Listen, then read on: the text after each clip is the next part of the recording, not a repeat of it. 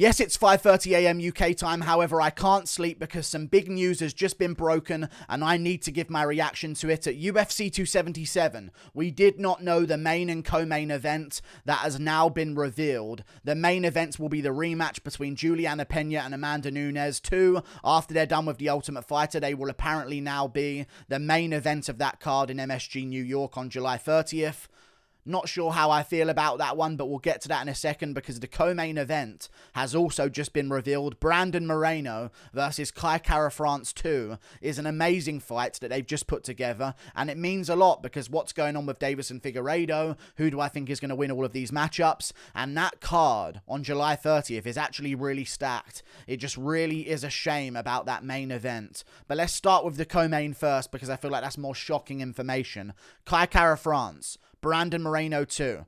Brandon Royval, in his post-fight interview at UFC 274, which was just a couple of days ago, revealed that this was the plan. I don't know if it was intended to be the plan. However, Ariel Helwani has now confirmed this. I believe that it's now in the works. An amazing matchup in the flyweight division. And this kind of does fix some problems. But if your name is Alejandro Pantoja, you're going to be feeling real bad about this information because that man is never going to get a title shot in the flyweight division, despite beating Brandon Moreno twice, because Brandon Moreno must have the flyweight world championship. That's just simply how it is, guys. I'm sorry. The UFC are hell-bent on making sure that Brandon Moreno gets the flyweight world championship one way or another, and they're making an interim belt. I don't even mind this one, to be honest. It's an amazing matchup. It was a close fight the first time. Brandon Moreno edged the second and third round against Kai Kara-France. The third round was more dominant. The second round was close, but Brandon Moreno edged it as the round went on. The first round, Kai Kara-France actually knocked Moreno off balance a couple of times and had a great first round against him. It wasn't a 10-8 round or anything like that because it was competitive enough to still be a 10-9 in the favor of Kai Kara-France. Both guys have improved massively since that moment, and this is a great rematch. I know it's not the biggest main and co-main event for UFC 277 because we were expecting maybe Jones versus Miocic. We were also expecting some matchups like Nate Diaz being on the card, but I don't even know if there's room for Nate Diaz to be on that card anymore because that card is stacked. Derek Lewis versus Sergey Pavlovich. You've also got Paulo Costa versus Luke Rockhold on that card as well, and there's another big matchup that's on that card that's actually like leaving my mind right now that I need to go and check right now because there is another amazing matchup. Anthony Smith versus Magomed Ankalaev is on that card, and what an amazing card that's going to be. The co-main event. I do believe that Brandon Moreno will defeat Kai Kara-France. I think Kai Kara-France is good, but I just don't think he's going to be able to KO or finish Brandon Moreno. And Kai Kara-France does amazingly when opponents are trying to take him down. It's the reason why I picked him as an underdog against Rodrigo Bontorin and as a massive underdog against Askar Askarov. I picked him there as well.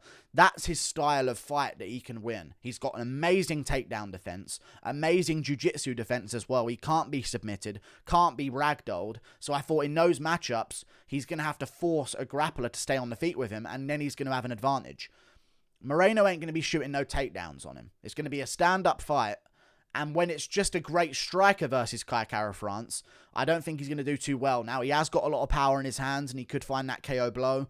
Garbrandt came down to flyweight. I called him to beat Garbrandt as an underdog by first-round KO as well. I've got a good read on Kai Kara-France's entire career. But I know he's improved.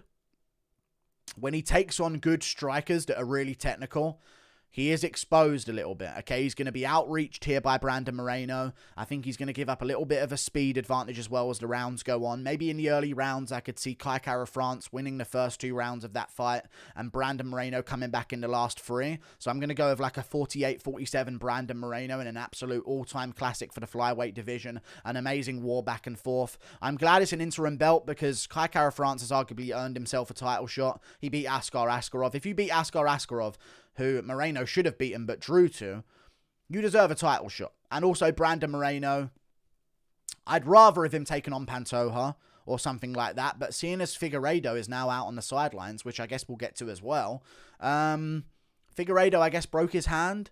He showed a video a while ago on his Instagram story or something like that. There's a video out there of his like middle finger or like one of his fingers with a massive lump on it. So I guess he's broken a finger. You can't fight with a broken finger. I understand. I think he's got some like bone cartilage to remove from that. You know how sometimes when you elbow enough people, you get that sort of cartilage in your elbow? I think Jacare Souza had that problem at one point. They had to empty out his elbow from all the bone stuff in there. I think the same thing's going on with Davison Figueiredo, so he's going to be out until the end of the year. The UFC's like, we need a great July card for MSG because it's a big arena and we need to put on a great event.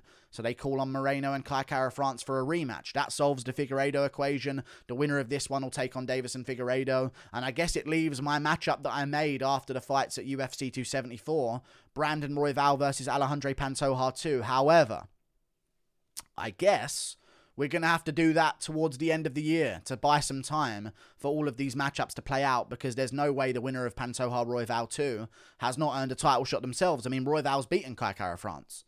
You know what I mean? Pantoja's beaten Moreno. It's a real weird division at flyweight right now. But the two guys that are fighting for the belt, amazing matchup. I think it's going to be an absolute war. I just, in a strictly striking matchup where it's a non-stop striking battle and it's going to be a very high-paced fight, I can see Kai Kara France swinging a little bit too hard, not finding the KO on the granite chin of Brandon Moreno, who can take shots off Figueiredo, who I do believe hits pound for pound harder than Kai Kara France, plus he's bigger anyway, so that's even more of an advantage for his power. If Figueiredo can't KO Moreno, sure he can drop him.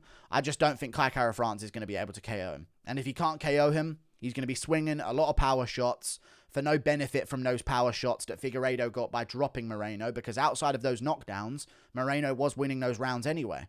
There's just going to be no benefit to the effort put in by Kara France. So he'll win the first two rounds based on some power difference, but I think in the third, fourth, and fifth, we're going to see Brandon Moreno use that championship experience that he now has. Not many flyweights go 5 rounds. I don't think Kai Kara France has ever been 5 rounds in his career. Maybe on the regional scene, but at least not in the UFC as far as I've seen. And he's always slowed down in the third against good strikers, even against Julianna. He arguably could have lost that matchup. And Julianna's like, he's nothing special. And if he is special, Sean O'Malley's a god, it would seem. So, I'm going to be going with Brandon Moreno, exposing some technical flaws in Kai Kara France's stand-up game and taking him to deep waters and beating him in those later rounds. And then I guess we'll get to see Davison Figueiredo, Brandon Moreno 4. Interim, undisputed, both on the line. And I'm really looking forward to that matchup. Pantoja versus Royval 2 to decide the next fighter. Probably in October or November. Let's make it happen. Great matchup, though. Really looking forward to it. That's a perfect thing to do. It builds up the fight for the quadrilogy between Moreno Figueiredo. And if Kai Kara France win, you build up his name as well. Main event, though. Pena Nunes 2. I'm probably going to go Pena again. Nunes had this arrogance about her, and there was this intimidation factor with her. I think now that has been shattered, Pena's going to have an easier time beating her.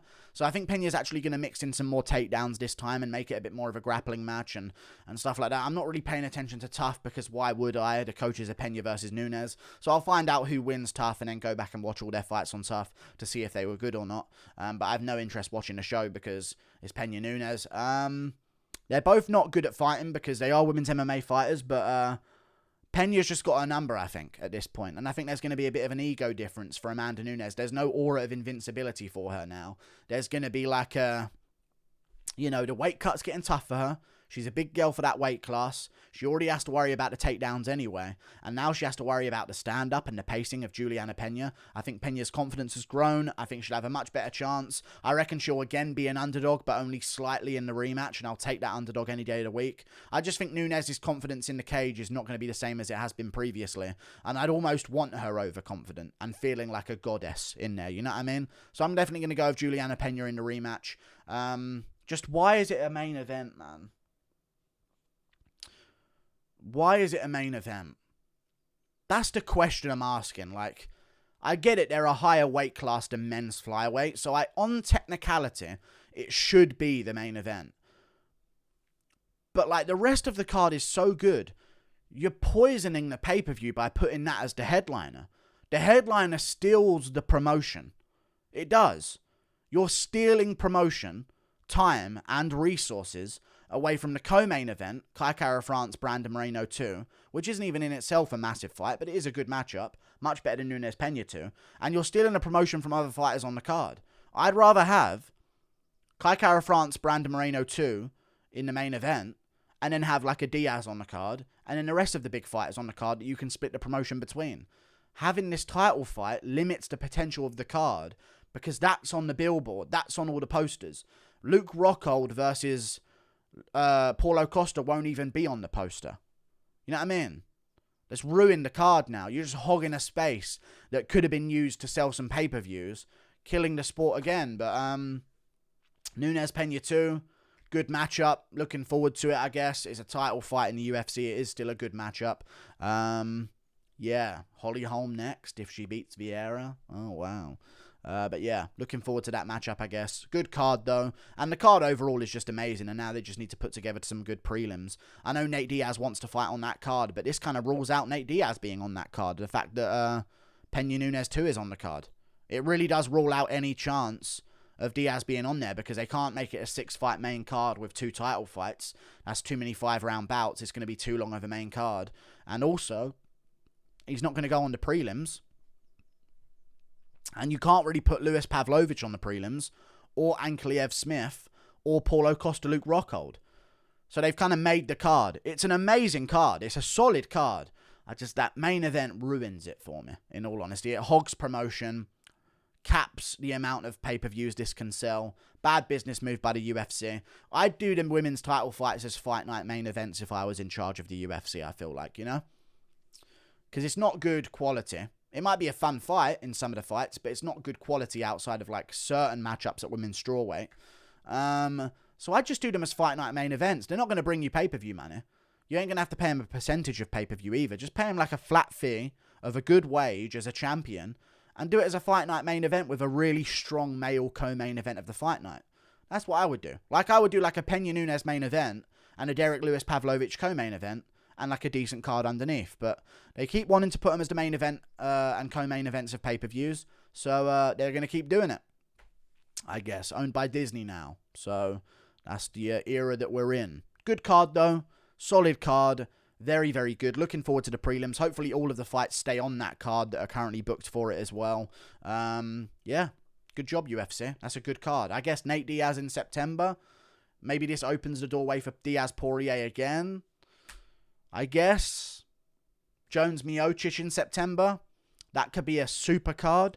But then it depends when McGregor's coming back, when's Usman coming back. There's going to be a logjam of pay-per-view brilliance on the horizon in the UFC. And I'm looking forward to that. But I just wouldn't have made Nunes Pena 2 the main event. That's just my honest opinion about it. But good stuff. And good stuff in the co-main as well. That's a great matchup. Thought I'd give my reaction to some of those fights being made. Like and subscribe. Thank you for watching. Click that button up there. Toodle pip. I'll see you later. Goodbye.